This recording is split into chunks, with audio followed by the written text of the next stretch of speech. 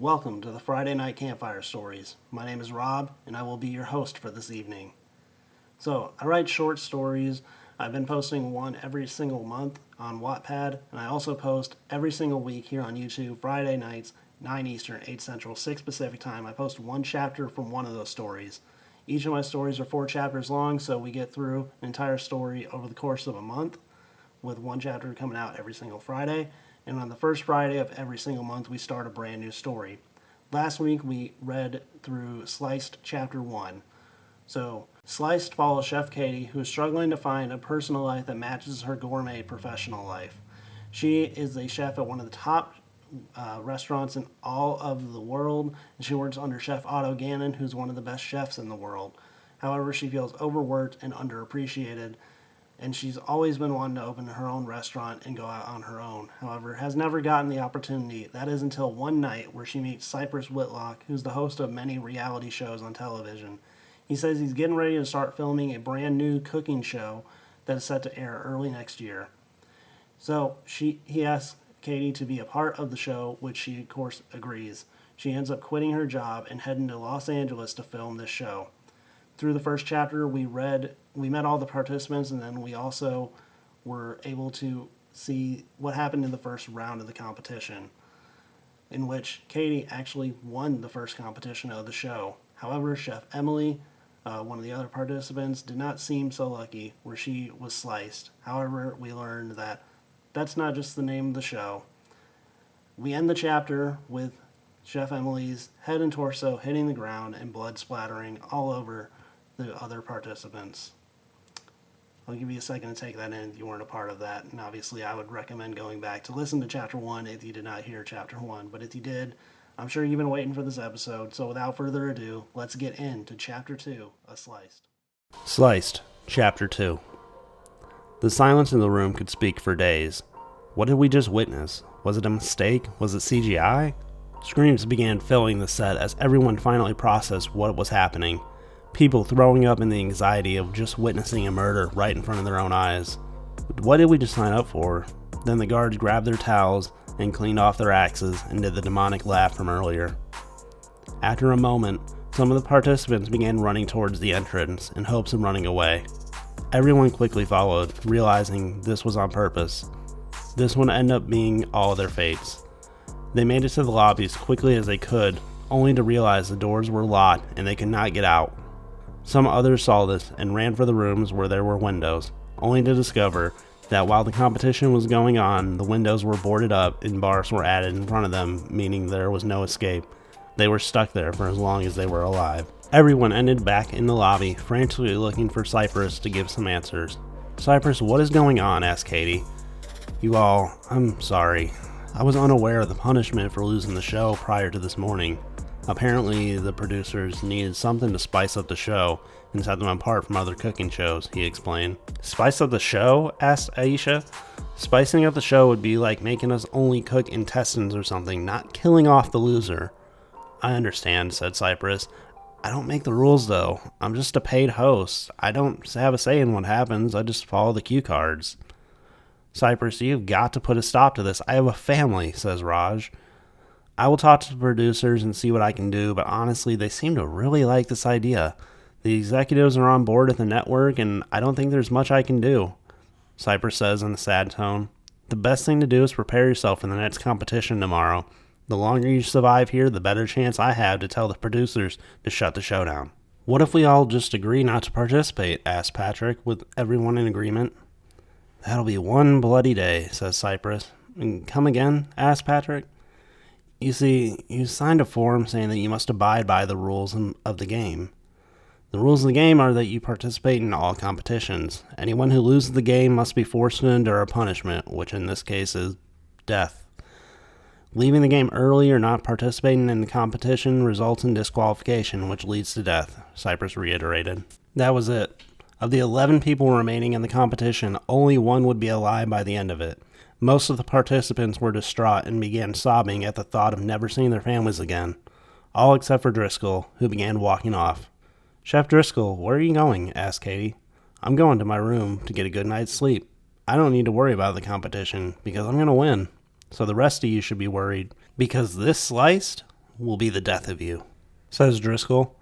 Now, if you will leave me alone, I need to plan out my restaurant. Driscoll walked off, and the rest of the competitors were consoling each other, trying to cheer everyone up. This was an impossible task, knowing death would be in the near future for most of these young chefs. Everyone walked with each other down the hall where the rooms were.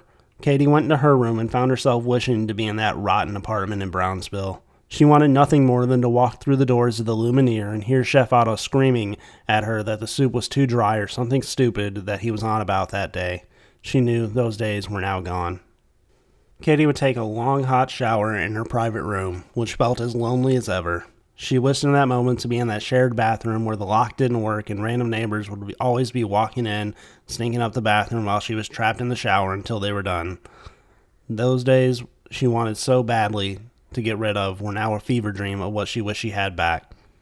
Katie lays in her bed weeping at the thought of this room and this hotel would be the end of her life. She would never see the sun ever again. As she was weeping, she could hear a voice come from above. "Need to talk to someone?" the voice said. "Who is this? Where are you?" says Katie, still crying. It's Patrick.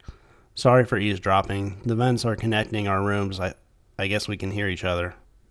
"Oh, I'm sorry. I didn't mean to bother you," says Katie. "No worries at all," says Patrick.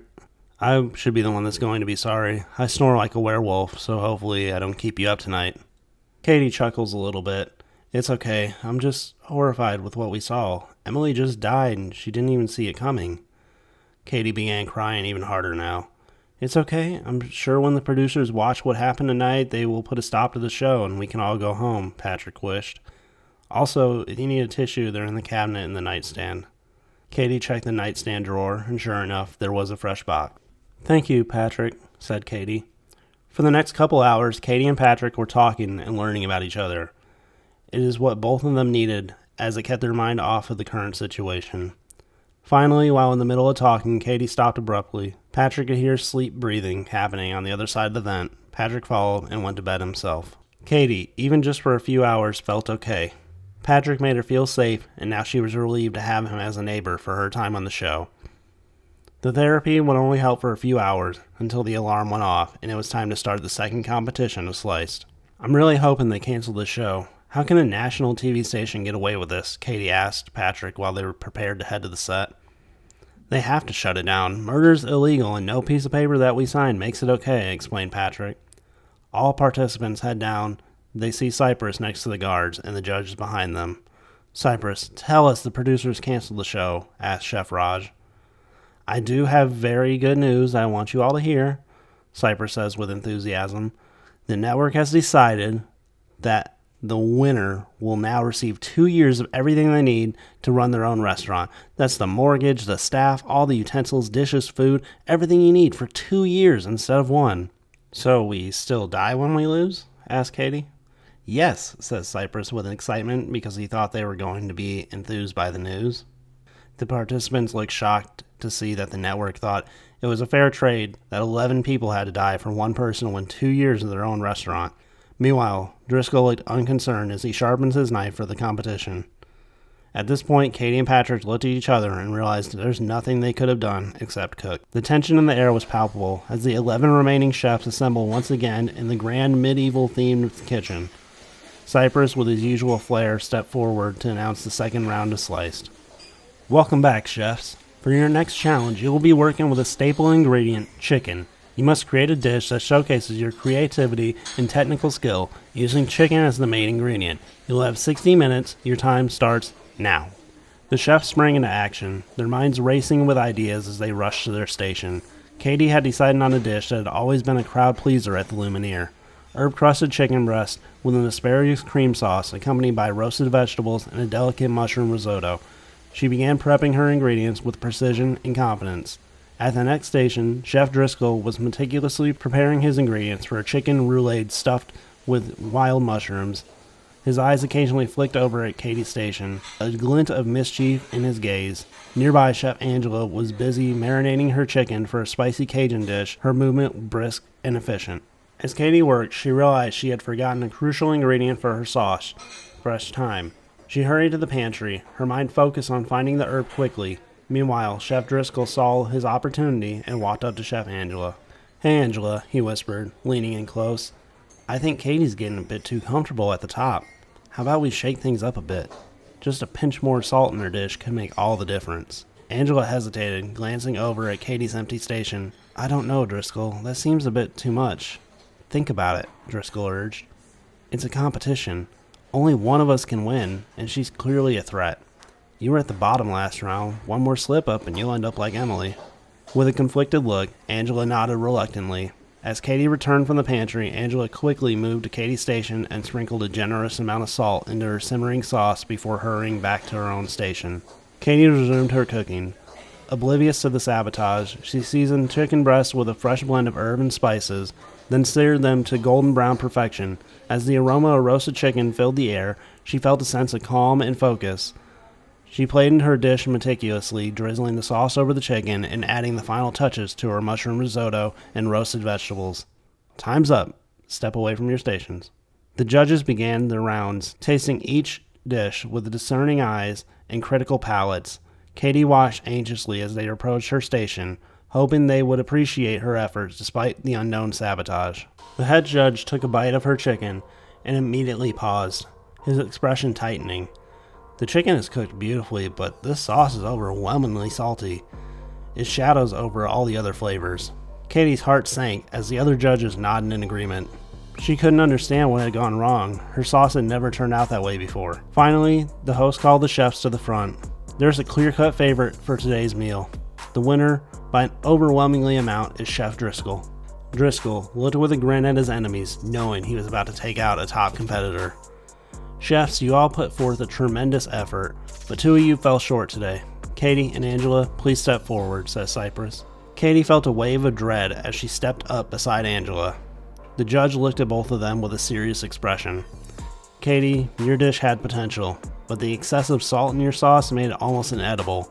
It was a complete 180 from the last round, and it's probably what is going to have you sliced tonight." He paused for a dramatic effect, then continued.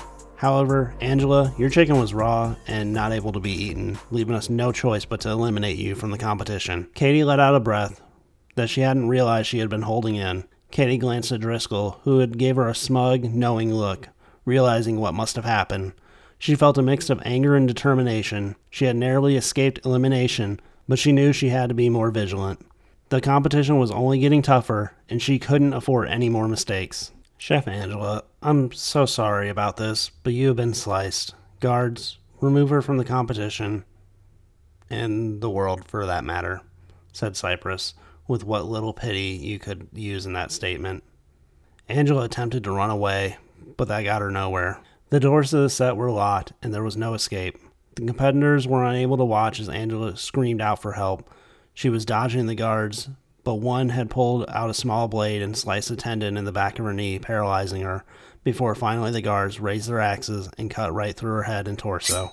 The tears began to flow, as they did in the first round, from everyone except for Driscoll, who had a sinister look on his face.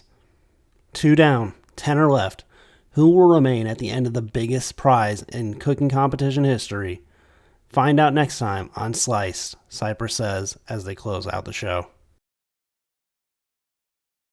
That will do it for Chapter 2 of Sliced. I hope that you guys did enjoy. If you did, please click that like button, click that subscribe button, and sharing is caring, so please share this with other people.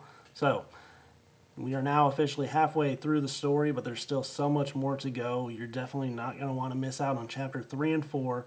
So, we will see you back here next week, 9 Eastern, 8 Central, 6 Pacific time, every single Friday. So, that is it for this evening. But we will see you next time. And as always, thank you for spending a little bit of your Friday evening here with me.